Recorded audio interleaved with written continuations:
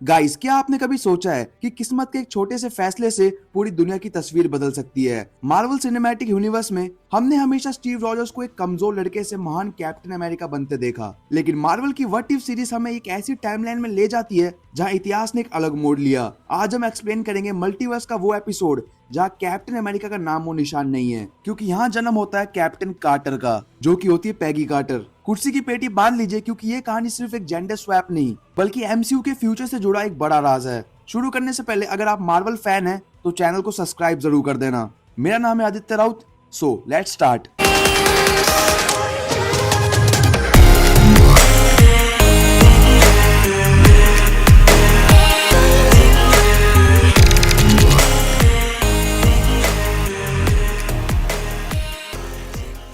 कहानी वहीं से शुरू होती है जहां दी फर्स्ट एवेंजर शुरू हुई थी, जून 1943। ब्रुकलिन का एक सीक्रेट बेस। डॉक्टर अर्स्किन का सीरम तैयार था और स्टीव रॉजर्स मशीन के अंदर जाने वाला था। मूवी में हमने देखा था कि पैगी कार्टर बूथ में ऊपर चली जाती है, लेकिन यहाँ वो वहीं रुकने का फैसला करती है। दी वॉचर हमें बताता है कि बस इसी एक छोटी सी चॉइस ने पूरी रियलिटी बदल दी। हाइड्रा का स्पाई हैंस क्रूगर एक ब्लास्ट करता है, डॉक्टर अर्स्किन मारा जाता है और स्टीव रॉजर्स को भी गोली लग जाती है। मशीन ओवरहीट होने वाली होती है और सीरम भी वेस्ट होने वाला होता है। तभी कर्नल फिलिप्स चिल्लाता है कि प्रोजेक्ट खत्म हो चुका है, लेकिन उसी वक्त पैगी कार्टर दिखाती है अपनी असली हिम्मत। वो बिना डरे मशीन के अंदर चली जाती है और हॉवर्ड स्टार्क प्रोसीजर शुरू कर देता है। जब मशीन खुलती है तो वहाँ कोई कमजोर लड़की नहीं बल्कि 7 फुट की पावर ऑफ सुपर सोल्जर खड़ी होती है। उसका फिजिकल ट्रांसफॉर्मेशन स्टीव रॉजर्स से भी ज्यादा इंटरमिडिएटिंग दिखाया गया है, लेकिन सुपर सोल्जर बनना तो आसान था, 1940s की सोच से लड़ना मुश्किल था। कर्नल फिलिप्स पैगी को फील्ड पर भेजने से साफ मना कर देते हैं। उनके लिए पैगी सिर्फ एक रिसर्च सब्जेक्ट थी।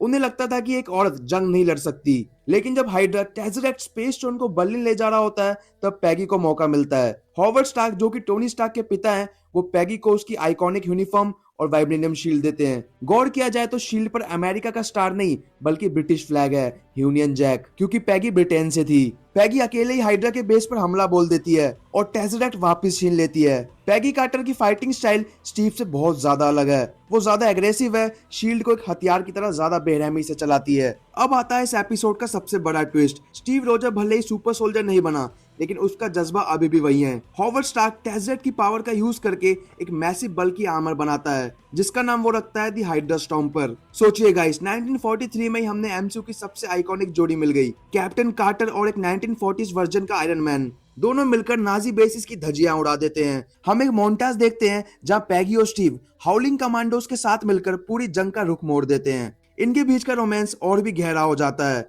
जो हमें पुरानी मूवीज की याद भी दिलाता है। कहानी का क्लाइमैक्स होता है कासल कफस्टेन में। रेड स्कल, जो पागल हो चुका था, वो टेज़रेक्ट से एक चैंपियन बुला रहा होता है जो उसके हिसाब से हाइड्रा को जिताएगा, लेकिन वो गलती से एक इंटर डायमेंशनल मॉन्स्टर बुला लेता है, सुमागोरथ। जी हाँ, ये वही आंखों वाला ऑक्टोपस होता है जिसे हमने doctor strange multiverse of madness में देखा था। ये मॉन्स्टर इतना ज्यादा खतरनाक होता है कि वो रेड स्कल को पल भर में खत्म कर देता है। कैप्टन कार्टर और स्टीव हाइड्रा स्टॉम्पर में उससे लड़ते हैं, लेकिन मॉन्स्टर के टेंटिकल्स को रोकना नामुमकिन लग रहा होता है। स्टीव का सूट डैमेज हो जाता है और वो वहीं गिर जाता है। पैगी को रियलाइज होता है कि इस मॉन्स्टर को वापस पोर्टल में धकेलने के लिए उसे खुद अंदर जाना होगा। और फिर एक बेहद इमोशनल सीन आता है जहाँ पैगी कार्टर और स्टीव डांस डेट फिक्स करते हैं और फिर पैगी कार्टर उस मॉन्स्टर को धकेलने के लिए पोर्टल के उस पार चली जाती है। पोर्टल बंद हो जाता है और पैगी हमेशा के लिए गायब हो जाती है। दी वॉचर कहता है कि हीरो चाहे कोई भी हो, किस्मत उन्हें वहीं ले जाती है जहां उन्हें होना चाहिए। ठीक 70 साल बाद हमें वही सीन दिखाते हैं जो एवेंजर्स 2012 का था।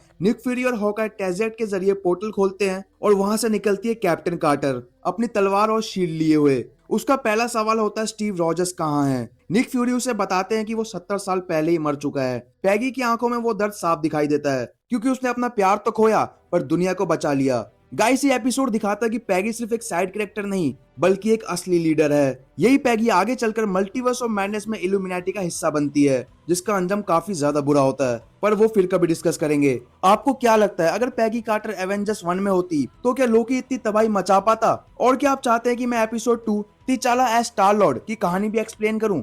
कमेंट्स में जरूर बताना और वीडियो को लाइक करना मत भूलना। मिलते हैं नेक्स्ट वीडियो में, तब तक के लिए बाय।